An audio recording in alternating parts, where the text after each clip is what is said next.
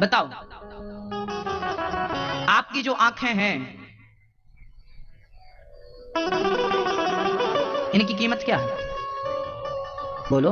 बिल्कुल सही कहा। चलो ये बताओ, आपकी किडनियां कितने की हैं? किडनी 2 है ना, कितने की होंगी? बाजार में क्या कीमत है इनकी? करोड़ों की। करोड़ों की एक किडनी है, करोड़ों की एक। बहुवचन है इसमें भी। यदि मैं 10 करोड़ की कहूं कि 2 किडनी, 5-5 करोड़ की, 5 की, 1 5 की, 10 करोड़ की आपकी केवल किडनी बस है, अंदर के पार्ट्स आपके। अनमोल आंख, 10 करोड़ की किडनियां। अच्छा ये हाथ कितने के? हाथ के बोलो, हंसो मत, बोलो कितने के हैं? लमसम क्या कीमत होगी इनकी? हाँ बोलो। इनकी कोई कीमत है? अरे भाई साहब, इन हाथों के इलाज में करोड़ों खर्च हो जाते हैं, ये घुटनों के इलाज में करोड़ों खर्च हो जाते हैं। यदि आपका ये खोपड़ी थोड़ा सी घूम गई ना तो इसके इलाज में करोड़ों खर्च हो जाते हैं। हाँ या ना? हो जाते हैं। जिस शरीर के इलाज में करोड़ों रुपए डूब जाते हैं, खर्च हो जाते हैं, उस शरीर की कोई कीमत होगी? पारस पत्थर है, ये हीरा है, इससे महंगा दुनिया में कुछ नहीं है। चलो ये बात समझ में आ गई कि तुम्हारा शरीर कितने का है? अनमोल है, करोड़ों का है। कोई पारस पत्थर है, सीधी बात। क्या है ये? पारस है। अब चलते हैं आगे। आपके गांव में, मुझे तो पता नहीं पर आप बताना, आपने कभी देखा कुछ लोगों को जन्म से पोलियो होता है? देखा आपने? चप्पल हम पांव में पहनते हैं, पर कुछ बच्चों को हमने हाथ में चप्पल पहने देखे हैं। क्या आपने देखा है? हाथ में चप्पल पहन के कुछ लोग चलते हैं। अब बताओ, जो लोग पांव की चप्पल हाथ में पहन के घिसट रहे हैं, उनसे अच्छे हो कि नहीं तुम? बोलो हाँ या ना? अच्छे हो। जिनके पास आंखें नहीं है देखने के लिए, लाठी पकड़ के चलना पड़ता है, आपने देखा कभी किसी अंधे को? हाँ, उस अंधे से तुम अच्छे हो कि नहीं? बोलो। मैंने ऐसे ऐसे लोगों को देखे जिनके दोनों हाथ नहीं है। एक बच्चे को मैंने देखा कि उसके हाथ नहीं थे, तो पांव से, ये पांव के अंगूठे पे चम्मच दबाता और दाल चावल को पांव से मिला करके और अंगूठे इससे चम्मच फंसा करके चम्मच से वो दाल चावल पांव से खाता। उनसे अच्छे हैं जो हाथ पे चप्पल पहन के चलते हैं। अभी पिछली कथा जबलपुर में थी, वहां एक बालक मेरी गोद पे बैठा था। उस बच्चे की उम्र थी 18 साल। 18 साल थी, पर वो बच्चा केवल 2.5 फीट का था। इतना छोटे से बच्चे, मतलब एक 3 साल का बच्चा जितना बड़ा होता है, वो 18 साल का बच्चा इतना बड़ा था। वो घिसटता हुआ, वो अभी कथा देख रहा होगा, वो मेरी बात सुन रहा होगा, जबलपुर में रहता है। वो आया था, नहीं दिया बेटा, नहीं दिया बेटा, नहीं दिया। अरे भाई, बेटा के लिए रो रहे हो? जिसके बेटी भी नहीं है उससे पूछो कि वो क्या चाहती है।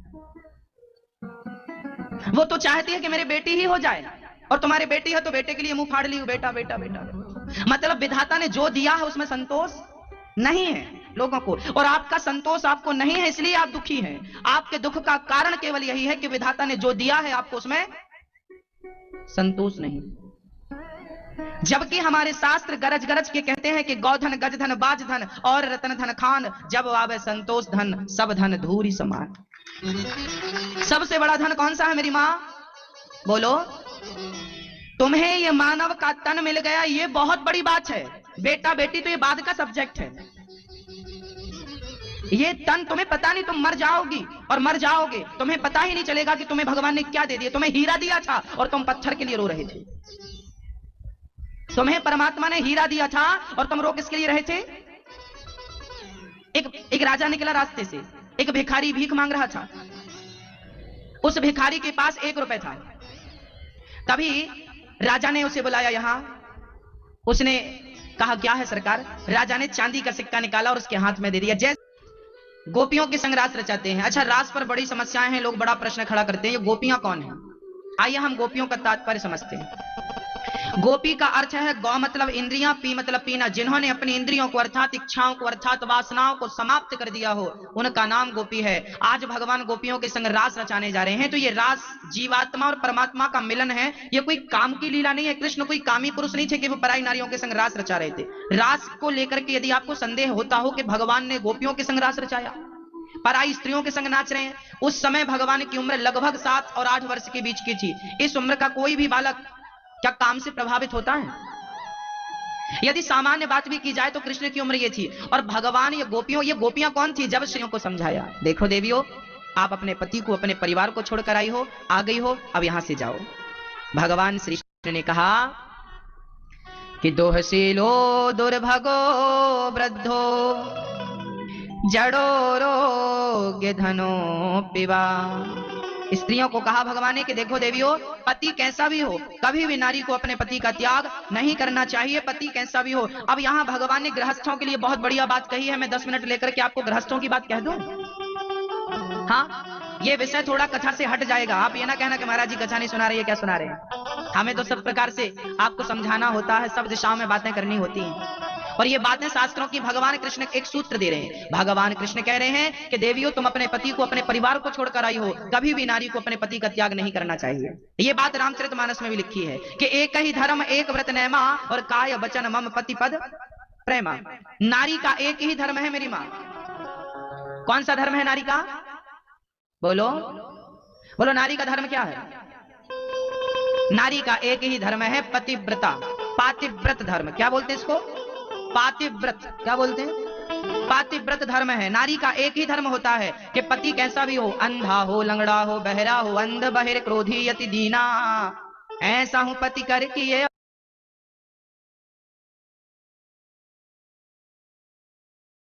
सोचिए, सीता जैसी नारियों को, सीता जैसी पवित्र नारी को मां अनसुईया ने पातिव्रत धर्म का उपदेश दिया है। यही पातिव्रत धर्म का उपदेश आज हम आपको देने जा रहे हैं। नारियों का एक ही धर्म है, एक ही धर्म एक व्रत नैमा, काय बचन मम पति पद प्रेमा। हाँ? नारी कैसे भी हो, पति कैसा भी हो, नारी को अपने पति की सेवा करनी चाहिए। पति क्या होता है मेरी मां, बताओ क्या होता है पति? हमारे भारत की नारियां पति को किस रूप में देखती हैं? बोलो मेरी मां। परमेश्वर, भगवान।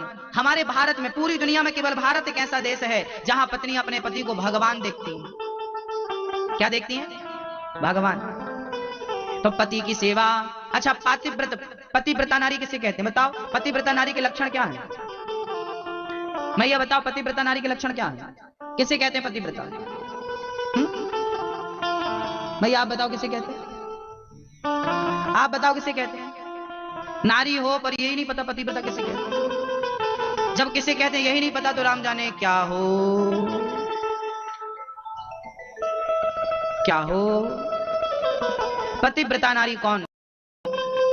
जो स्त्री अपने पति की हर आज्ञा को ईश्वर की आज्ञा मानकर उसका पालन करे, वो पतिव्रता। जो नारी अपने पति के सो जाने के बाद सोए और जागने के पहले जाग जाए, जो पत्नी पति के भोजन कराने के बाद भोजन करे, जो नारी पति को परमात्मा के रूप में देखती हुई उसकी हर आज्ञा का पालन करे, उसी का नाम पतिव्रता नारी होता, वही पतिव्रता नारी है। जो नारी स्वप्न में भी अपने पति के सिवा पर पुरुष का चिंतन ना करे, उसे पतिव्रता नारी कहते हैं। जो नारी सपने में भी पराये पुरुष का चिंतन ना करे, उसे क्या कहते हैं? पतिव्रता। स्वप्न में भी कोई पुरुष ना आए, उसे पतिव्रता कहते हैं। जो नारी पराये मर्द को पिता के रूप में देखती हो, बराबर का है तो भाई के रूप में देखती हो, और उम्र में छोटा है तो पुत्र के रूप में देखती हो, जो हर पुरुष को पिता, पुत्र या भाई की दृष्टि से देख और अपने पति को परमेश्वर की दृष्टि से देखती हो, वही नारी पतिव्रता नारी है। हाँ, नारियों का, जिन नारियों के पति होते हैं ना, वो नारी बड़ी भाग्यशाली होती है। माथे का सिंदूर हो जाएगी। हनुमान जी ने कहा, यदि इतना सा सिंदूर लगाने से मेरे राम की आयु लंबी हो रही है तो आज से मैं पूरे शरीर में सिंदूर रमाऊंगा। तब कोई देख ना ले कि हमारी शादी हो गई है। जब कोई देख ना ले शादी हो गई तो करी क्यों शादी? सुपर्णखा भी बिल्कुल आपकी तरह थी। वो भी शादी करने के बाद भी कहा करती थी, राम देवी और देवता की पूजा नहीं करी मेरी माँ। सत्य, माता सीता ने किसकी पूजा की है? राम की। चलिए माता सीता को थोड़ी देर के लिए आप कहिए माता अनुसुईया। बोले को माँ अनुसुईया। माता अनुसुईया के पति का नाम था, क्या नाम था? क्या नाम था? बोलो। देखो भारत की माताओं को, ये दुनिया की सबसे बड़ी पतिव्रता नारी के पति का नाम नहीं जानती। क्या नाम था? पूछ लो पड़ोसन से। मैया क्या नाम था? अत्रि। याद रखना, भूल ना जाना। क्या नाम था? अत्रि मुनि। अत्रि मुनि के आश्रम में चित्रकूट में रहा करते थे अत्रि जी। वहां अनुसुईया जी रहा करती थी। एक बार ब्रह्मा, विष्णु और महेश, एक बार नारद जी ने मां लक्ष्मी से कहा, नारद जी मेरे जैसी कोई पतिव्रता है क्या? नारद जी बोले, आप तो कुछ भी नहीं हो अनुसुईया के सामने। सरस्वती माँ के पास गए, मेरे जैसी पतिव्रता कोई है नारद जी? नारद जी बोले आप तो कुछ भी नहीं हो। माता अनुसुईया के सामने पार्वती के पास गए, पार्वती बोली मेरी जैसी पतिव्रता है कोई? नारद जी बोले आप तो कुछ भी नहीं हो माता अनुसुईया के सामने। अब तीनों ने अपने अपने पतियों से कहा जरा जाके देखो ये अनुसुईया कौन है, हमसे भी बड़ी पतिव्रता हो सकती है क्या? हम तो सबसे बड़ी है। ब्रह्मा विष्णु को पठाया जाओ परीक्षा लेने। तो ब्रह्मा विष्णु महेश पंडित जी बन के गए, ब्राह्मण बन के गए। माता अनुसुईया के द्वारे पे मां भिक्षाम देही, भीख दे दो। अनुसुईया जी निकली, आओ महाराज जी बैठो। संत जी बोले, ब्राह्मण बोल ब्रह्मा विष्णु महेश बोले कि देखो देवी हमें भिक्षा दो, बड़ी भूख लगी है। तो अंदर से कंद मूल फल लेके आई माता अनुसुईया, जंगल में तो यही था, खाती सी खिलाती थी, कंद मूल फल लेके आई माता अनुसुईया। ब्रह्मा विष्णु महेश बोले कि हम कंद मूल फल आपकी भिक्षा तब लेंगे जब आप अपने सारे कपड़े उतार दोगी, आप निर्वस्त्र हो जाइए। माता अनुसुईया समझी राम राम ये तो बड़ी अलग डिमांड है। यदि पतिव्रता नारी पराये मर्द के सामने निर्वस्त्र हो जाएगी तो उसका पातिव्रत धर्म मिट जाएगा। माता अनुसुईया अंदर से आई, अत्रि जी के कमंडल से पानी लिया, हाथ में जल लेकर कहा कि हे प्रभु यदि मैं सच्ची पतिव्रता हूं तो ये तीनों पुरुष बच्चे बन जाएं। ब्रह्मा विष्णु महेश छोटे छोटे बच्चे बन गए। मां ने दूध पिलाना शुरू कर दिया और 3 पालकी बनाई, 3 पलना रखे, तीनों पल्ले में माता अनुसुईया ने डाल दियो पालना, झूल रहे तीनों देव बन करके लालना। हाँ, आज जगत का पालनहारी ब्रह्मा विष्णु महेश आज झूला झूल रहे हैं किसके द्वार पे? पतिव्रता नारी के द्वार पर। किसके द्वार पे? पतिव्रता। देखो ये पतिव्रता नारी इतनी बड़ी शक्तिशाली होती है कि ब्रह्मा विष्णु महेश की भी चलती नहीं है, ये भी बच्चे बनते हैं और दूध पिलाती है मां, इनको नहलाती है खिलाती है। महीने भर बाद जब तीनों देवियों ने कहा मेरे पति नहीं आए तो नारद जी बोले अब नहीं आएंगे, अब बच्चे बन गए, वो बड़े होंगे तो उनका दूसरा विवाह होगा, तुम्हारा पत्ता साफ। तीनों घबराई, सरस्वती जी, पार्वती जी और महालक्ष्मी मां घबराई, दौड़ी दौड़ी अनुसुईया के पास गई, देखा तो 3 बच्चे खेल रहे थे घुटनों के बल। अब तीनों ने मां अनुसुईया से कहा मां हमें क्षमा कर दो। अनुसुईया जी बोली आपने गलती क्या की है? बोले हमारा पति लौटा दो। अनुसुईया जी बोली तुम्हारा पति? कहां तुम्हारा पति? बोले यहाँ आपके द्वार पे आए थे हमारे तीनों जो पुरुष आए थे वो हमारी पति हैं, हम शिवानी हैं। हम शिवानी मतलब पार्वती, ये पार्वती और ये सरस्वती और ये लक्ष्मी, तीनों हम ये हैं। अब तो मां अनुसुईया समझ गई कि इन तीनों के पति यहाँ आए थे। तो मां अनुसुईया बोली तीनों के पति ये खेल रहे हैं, ले जाओ।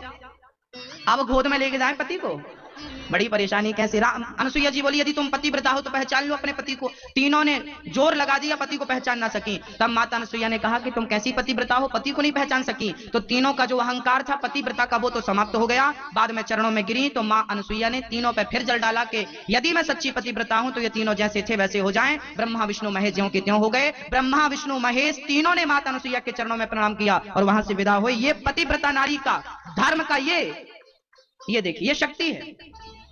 आप अपने आप को क्या समझते हो मां? आप बहुत बड़ी शक्तिशाली हो। आप किसी को आंख उठाकर देख लोगी ना भस्म हो जाएगा वो। केवल पतिव्रता तो बनो, आप शक्ति हो। शक्ति तुम पैदा होती देवी होती हो। नारी को देवी कहा जाता, पुरुषों को देवता नहीं कहा जाता। आप देवी हो, बस अपने चरित्र का ख्याल रखो, अपने स्वाभिमान का ख्याल रखो, अपने अस्तित्व को बचा के रखो, फिर देखो हाँ क्या हो। आप भूल चुकी हो आप क्या हो। हाँ, नारी के लिए पति क्या होता है जरा समझते हैं। बिन परमेश्वर सोना मंदिर, बिंदिया बिना लिलार सोना, पति बिना संसार। जैसे मंदिर में मूर्ति के बिना मंदिर सोना है, ऐसे ही नारी कितनी भी सुंदर हो पर माथे पे बिंदिया ना हो तो नारी अधूरी। और उसी प्रकार यदि नारी कितनी अपने भाई के लिए, यही तुम 4 हो के नहीं, यहां जितनी मां बैठी हैं सबके 4 रूप हैं या नहीं बताओ? तो ये चारों यदि हैं, एक मां एक नारी 4 रूप रखती है तो बताओ ये दुर्गा हुई कि नहीं? तो तुम दुर्गा से पंगा लोगे ना तो महिषासुर को मारा था उसने। नारी का आदर करना सीखो, नारी का सम्मान करना सीखो। नारी सन्यासी है।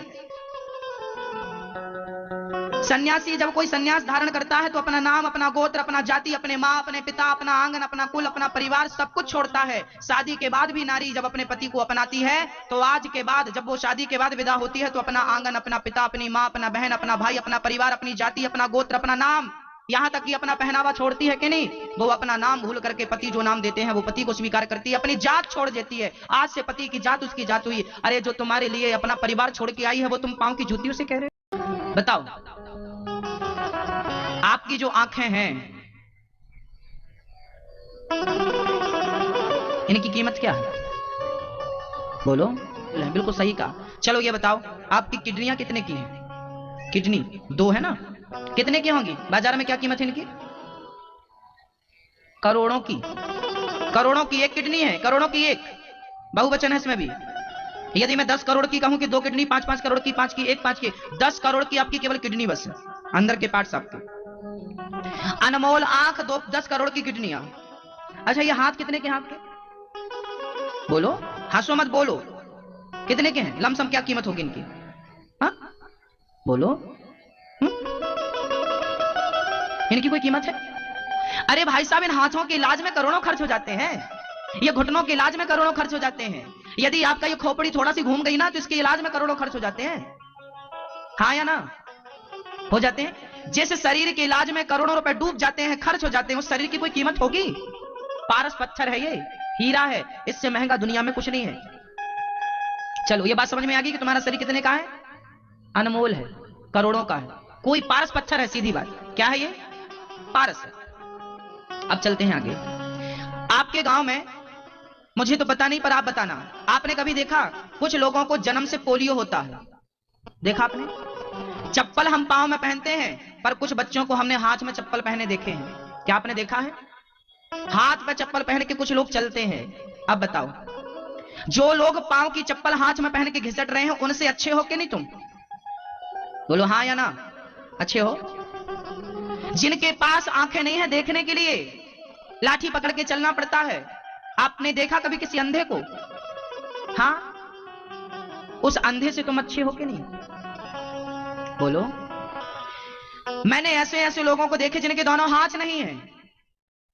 एक बच्चे को मैंने देखा कि उसके हाथ नहीं थे तो पांव से, ये पांव के अंगूठे पे चम्मच दबाता और दाल चावल को पांव से मिला करके और अंगूठे इससे चम्मच फंसा करके चम्मच से वो दाल चावल पांव से खाता। उनसे अच्छे हैं जो हाथ पे चप्पल पहन के चलते हैं। अभी पिछली कथा जबलपुर में थी, वहां एक बालक मेरी गोद पे बैठा था। उस बच्चे की उम्र थी 18 साल। 18 साल थी, पर वो बच्चा केवल 2.5 फीट का था। इतना छोटे से बच्चे, मतलब एक 3 साल का बच्चा जितना बड़ा होता है, वो 18 साल का बच्चा इतना बड़ा था। वो घिसटता हुआ, वो अभी कथा देख रहा होगा, वो मेरी बात सुन रहा होगा। जबलपुर में रहता है। वो आया था, नहीं दिया बेटा, नहीं दिया बेटा, नहीं दिया। अरे भाई, बेटा के लिए रो रहे हो? जिसके बेटी भी नहीं है उससे पूछो कि वो क्या चाहती है। वो तो चाहती है कि मेरी बेटी ही हो जाए, और तुम्हारी बेटी है तो बेटे के लिए मुंह फाड़ ली, बेटा बेटा बेटा।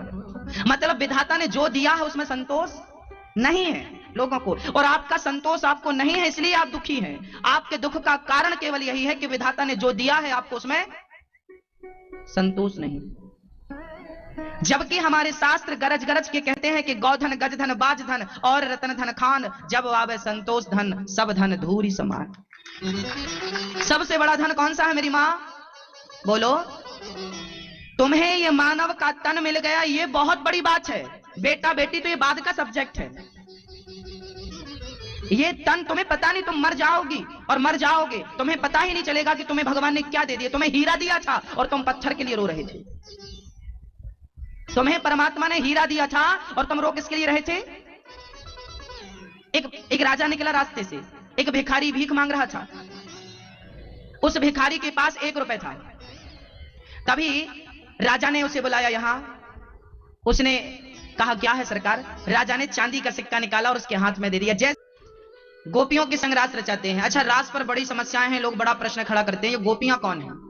आइए हम गोपियों का तात्पर्य समझते हैं।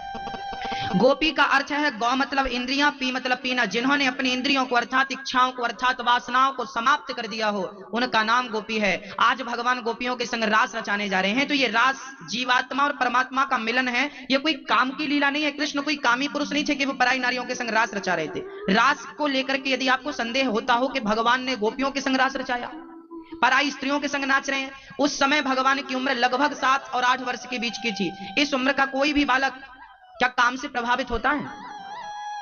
यदि सामान्य बात भी की जाए तो कृष्ण की उम्र ये थी। और भगवान ये गोपियां कौन थी? जब स्त्रियों को समझाया। देखो देवियों, आप अपने पति को, अपने परिवार को छोड़कर आई हो, आ गई हो, अब यहां से जाओ। भगवान श्री कृष्ण ने कहा कि दोहशीलो दुर्भगो वृद्धो जड़ो रोग्य धनो पिवा। स्त्रियों को कहा भगवान ने कि देखो देवियों, पति कैसा भी हो, कभी भी नारी को अपने पति का त्याग नहीं करना चाहिए, पति कैसा भी हो। अब यहाँ भगवान ने गृहस्थों के लिए बहुत बढ़िया बात कही है। मैं 10 मिनट लेकर के आपको गृहस्थों की बात कह दूं। हाँ, ये विषय थोड़ा कथा से हट जाएगा। आप ये ना कहना कि महाराज जी कथा नहीं सुना रही है, क्या सुना रहे हैं। हमें तो सब प्रकार से आपको समझाना होता है, सब दिशाओं में बातें करनी होती हैं, और ये बातें शास्त्रों की भगवान कृष्ण एक सूत्र दे रहे हैं। भगवान कृष्ण कह रहे हैं कि देवियों, तुम अपने पति को, अपने परिवार को छोड़कर आई हो, कभी भी नारी को अपने पति का त्याग नहीं करना चाहिए। ये बात रामचरितमानस में भी लिखी है कि एक ही धर्म एक व्रत नैमा और काय वचन मम पति पद प्रेमा। नारी का एक ही धर्म है मेरी मां। कौन सा धर्म है नारी का? बोलो बोलो, नारी का धर्म क्या है? नारी का एक ही धर्म है पतिव्रता, पातिव्रत धर्म। क्या बोलते हैं इसको? पातिव्रत। क्या बोलते हैं? पातिव्रत धर्म है। नारी का एक ही धर्म होता है कि पति कैसा भी हो, अंधा हो, लंगड़ा हो, बहरा हो, अंध बहिर क्रोधी यति दीना, ऐसा हूं पति कर किए।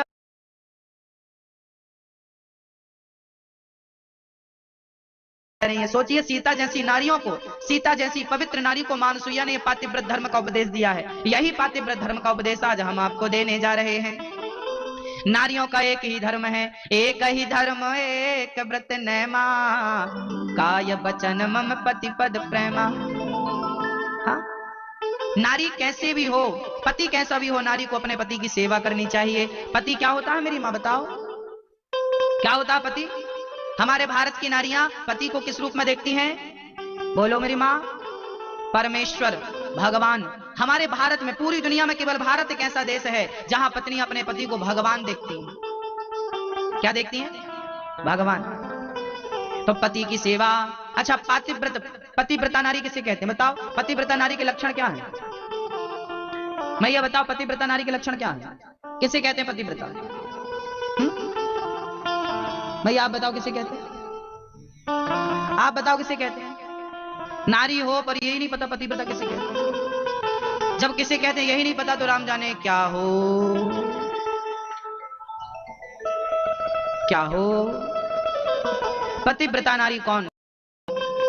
जो स्त्री अपने पति की हर आज्ञा को ईश्वर की आज्ञा मानकर उसका पालन करे, वो पतिव्रता। जो नारी अपने पति के सो जाने के बाद सोए और जागने के पहले जाग जाए, जो पत्नी पति के भोजन कराने के बाद भोजन करे, जो नारी पति को परमात्मा के रूप में देखती हुई उसकी हर आज्ञा का पालन करे, उसी का नाम पतिव्रता नारी होता। वही पतिव्रता नारी है। जो नारी स्वप्न में भी अपने पति के सिवा पर पुरुष का चिंतन ना करे, उसे पतिव्रता नारी कहते हैं। जो नारी सपने में भी पराये पुरुष का चिंतन ना करे, उसे क्या कहते हैं?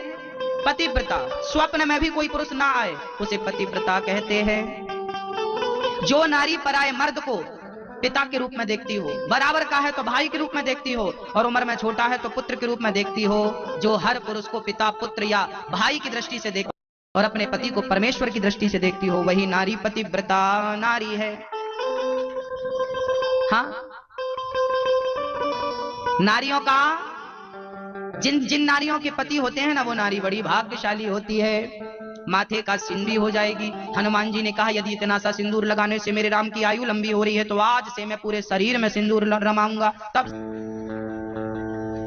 कोई देख ना ले कि हमारी शादी हो गई है। जब कोई देख ना ले शादी हो गई तो करी क्यों शादी? सुपर्णखा भी बिल्कुल आपकी तरह थी। वो भी शादी करने के बाद भी कहा करती थी, राम देवी और देवता की पूजा नहीं करी मेरी माँ। सत्य, माता सीता ने किसकी पूजा की है? राम की। चलिए माता सीता को थोड़ी देर के लिए आप कहिए माता अनुसुईया। बोले को माँ अनुसुईया। माता अनुसुईया के पति का नाम था, क्या नाम था? क्या नाम था? बोलो। देखो, भारत की माताओं को ये दुनिया की सबसे बड़ी पतिव्रता नारी के पति का नाम नहीं जानती। क्या नाम था? पूछ लो पड़ोसन से। मैया क्या नाम था? अत्रि। याद रखना, भूलना जाना। क्या नाम था? अत्रि मुनि। अत्रि मुनि के आश्रम में चित्रकूट में रहा करते थे अत्रि जी। वहां अनुसुईया जी रहा करती थी। एक बार ब्रह्मा, विष्णु और महेश, एक बार नारद जी ने मां लक्ष्मी से कहा, ने कहा, नारद जी मेरे जैसी कोई पतिव्रता है क्या? नारद जी बोले, आप तो कुछ भी नहीं हो। अनुसुईया मां के सामने सरस्वती मां के पास गए, मेरे जैसी पतिव्रता कोई है नारद जी? नारद जी बोले, आप तो कुछ भी नहीं हो। माता अनुसुईया के सामने पार्वती के पास गए, पार्वती बोली, मेरी जैसी पतिव्रता है कोई? नारद जी बोले, आप तो कुछ भी नहीं हो माता अनुसुईया के सामने। अब तीनों ने अपने अपने पतियों से कहा, जरा जाके देखो ये अनुसुईया कौन है, हमसे भी बड़ी पतिव्रता हो सकती है क्या? हम तो सबसे बड़ी हैं। ब्रह्मा विष्णु को पठाया, जाओ परीक्षा लेने। तो ब्रह्मा विष्णु महेश पंडित जी बन के गए, ब्राह्मण बन के गए। माता अनुसुईया के द्वारे पे, मां भिक्षाम देही, भीख दे दो। अनुसुईया जी निकली, आओ महाराज जी बैठो। संत जी बोले, ब्राह्मण बोल ब्रह्मा विष्णु महेश बोले कि देखो देवी हमें भिक्षा दो, बड़ी भूख लगी है। तो अंदर से कंद मूल फल लेके आई माता अनुसुईया, जंगल में तो यही था, खाती सी खिलाती थी, कंद मूल फल लेके आई माता अनुसुईया। ब्रह्मा विष्णु महेश बोले कि हम कंद मूल फल आपकी भिक्षा तब लेंगे जब आप अपने सारे कपड़े उतार दोगी, आप निर्वस्त्र हो जाइए। माता अनुसुईया समझी, राम राम, ये तो बड़ी अलग डिमांड है। यदि पतिव्रता नारी पराये मर्द के सामने निर्वस्त्र हो जाएगी तो उसका पातिव्रत धर्म मिट जाएगा। माता अनुसुईया अंदर से आई, अत्रि जी के कमंडल से पानी लिया, हाथ में जल लेकर कहा कि हे प्रभु, यदि मैं सच्ची पतिव्रता हूं तो ये तीनों पुरुष बच्चे बन जाएं। ब्रह्मा विष्णु महेश छोटे छोटे बच्चे बन गए। मां ने दूध पिलाना शुरू कर दिया और 3 पालकी बनाई, 3 पलना रखे, तीनों पल्ले में माता अनुसुईया ने डाल दियो पालना, झूल रहे तीनों देव बन करके लालना।